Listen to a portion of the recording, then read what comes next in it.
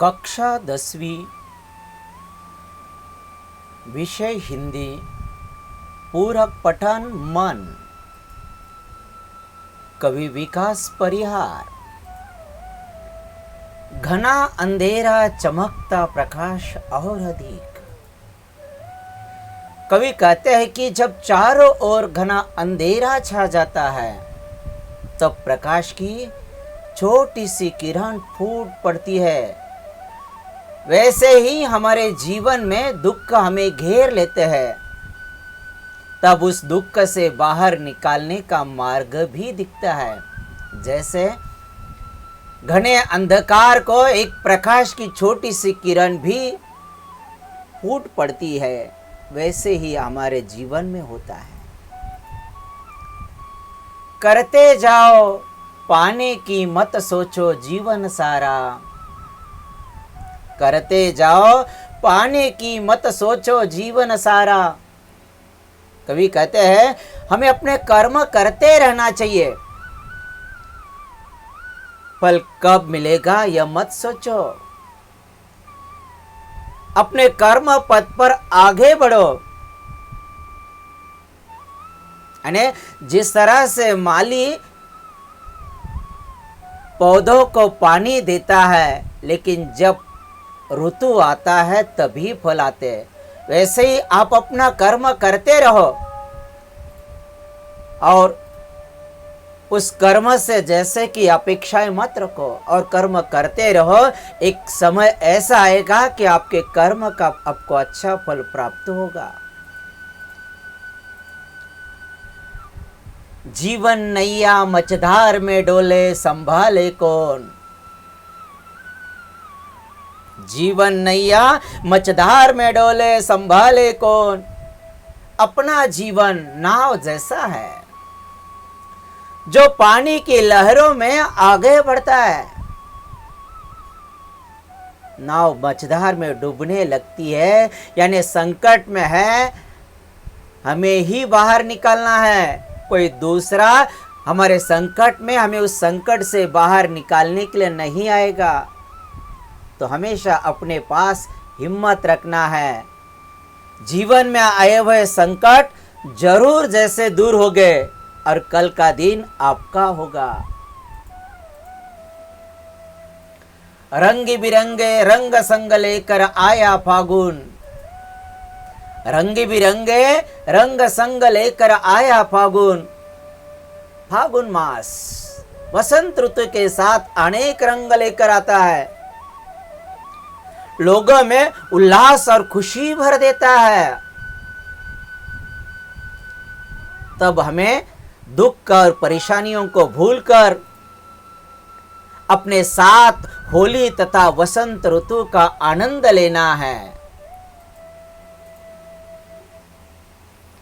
कांटों के बीच खिलखिलाता फूल देता प्रेरणा। कांटों के बीच खिलखिलाता फूल देता प्रेरणा। आप तो जानते हैं कि गुलाब का फूल कांटों के बीच खिलता है।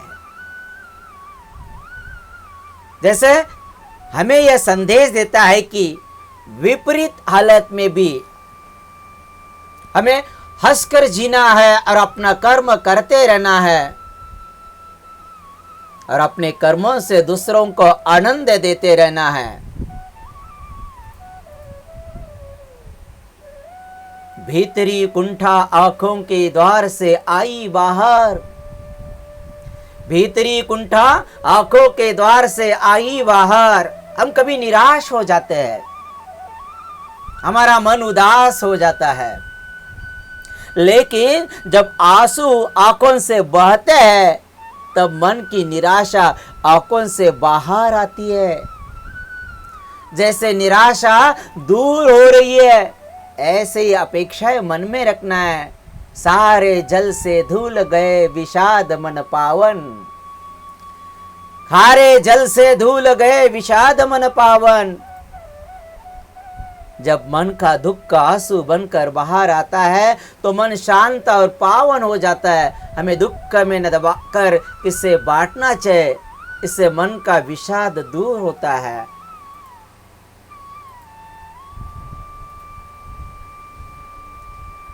मृत्यु को जीना जीवन विष पीना जिजीविषा।